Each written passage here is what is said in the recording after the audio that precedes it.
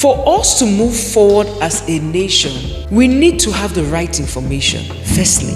We cannot live in ignorance, and we cannot stipulate that intelligence is to signify hopelessness. We cannot also say that intelligence is to blame, find, or point fingers at this leader or that leader as the reason why we're underdeveloped, because we are so many millions of people, and we cannot necessarily say it's just this person or it's just that person, it's just 30% of these people causing the underdevelopment of our nation. So then, to me, what exactly is the cause of our underdevelopment or long process to development, if we were to be called a developing nation?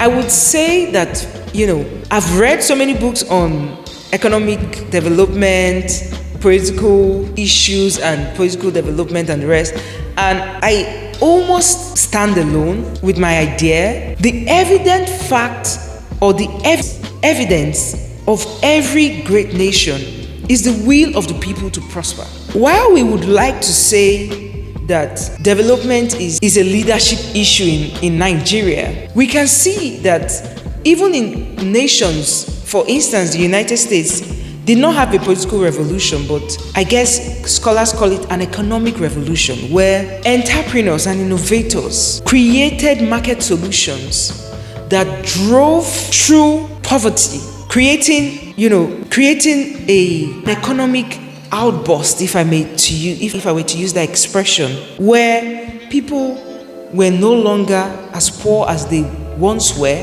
Some even creating so much wealth that they now became millionaires. And in the economic drive or the market solution, as the market solution created more prosperity amongst the citizens, started expecting more from the government, and by that the government was almost distilled to public service, if I were to use that impression. So for me, policy strategist, what is hindering us as a country to become a developed world is the will of the people, the will of the leaders, the will of the citizens. And also, I can say that there are different types of leaders.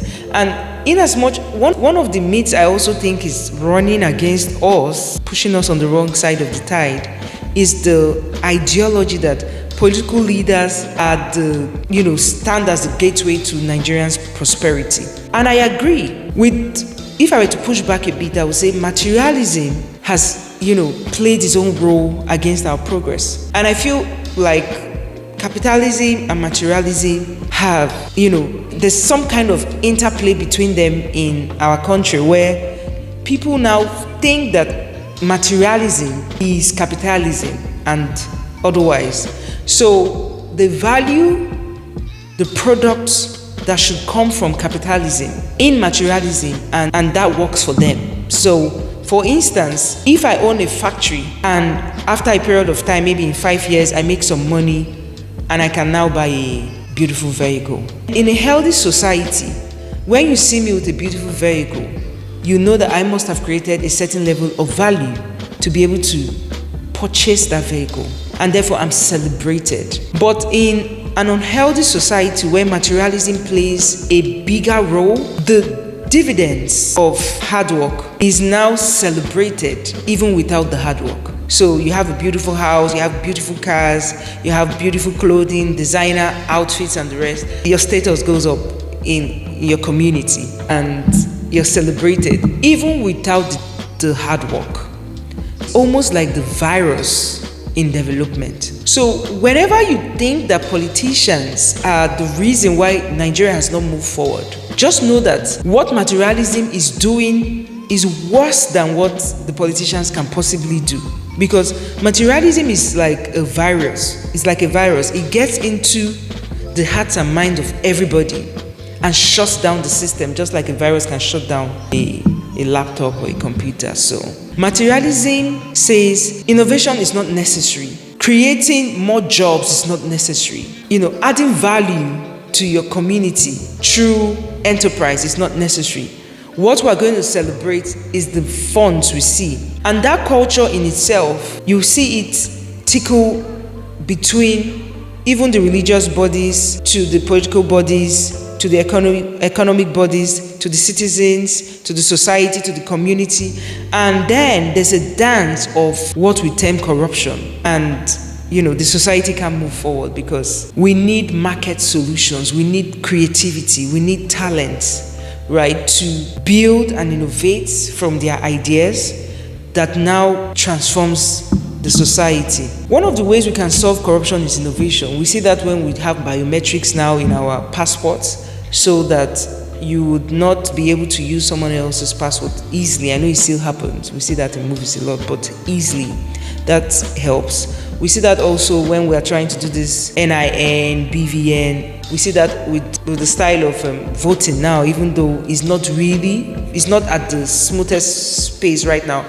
But the process is beautiful because that's the process of innovation. That's the process of... I was asking an Uber driver the other day that, why is it that VIO does not like to take money anymore?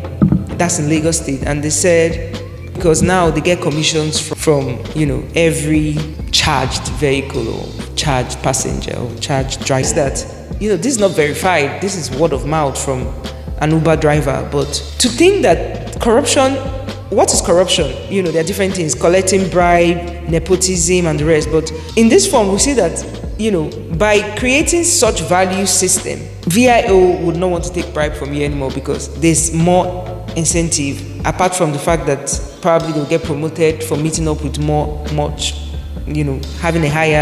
up with higher targets or whatever. We see that that's how we solve problems. By innovation, we solve problems. And if I were to say, I've said corruption is not unique to Nigeria. I've said diversity is not the problem of our non-development or hindering progress in our development process. I've also said that materialism is a major problem in our development, right? And I've also said that the will of the people, as far as I'm concerned, is so important in the process to develop. And the will of the people hinged on just the politicians, but on all of us. We have the political leaders, we have the economic leaders, we have the religious leaders, and we have the thought leaders. And the thought leaders play a very major role. Even the economic leaders, and then even the political leaders, and then even the religious leaders. So what does that mean? That means that there has to be a collaboration between the four forms of leadership, as I've stipulated. There has to be a collaboration where religious leaders instill values of civic responsibility, values of capitalism instead of materialism, values of, a culture shift, a mind shift on the possibilities that exist in Nigeria and how we can progress to a first-class nation. And, same also for the politicians or the political leaders, whether they are in politics fully or as a consultant or as playing an advisory role. Politicians have a big role to play, especially political leaders have a big role to play because they handle the public funds and they can inspire in their citizens the will to rise above materialism, the will to envision a nation that is first class, right? And, the economic leaders also play a very major role because data has proven that they are the drivers of growth. They are the drivers of change because they carry the innovations that transform the way things are done on a local level to a much more distilled or progressive level where, systems change and then the hinges of corruption can easily drop from the innovations from economic leaders. Also, the fact that they can also alleviate poverty